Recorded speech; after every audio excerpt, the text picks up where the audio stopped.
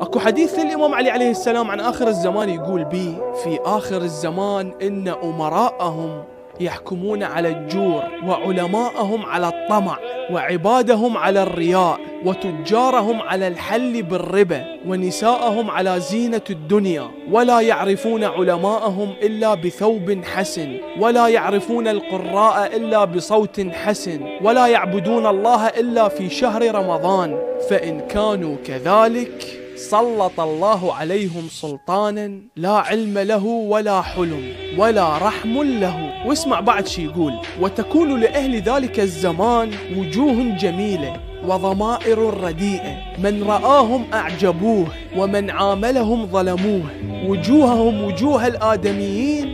وقلوبهم قلوب الشياطين، إن حدثتهم كذبوك، وإن آمنتهم خانوك، وإن وليت عنهم اغتابوك، وإن كان لك مالا حسدوك،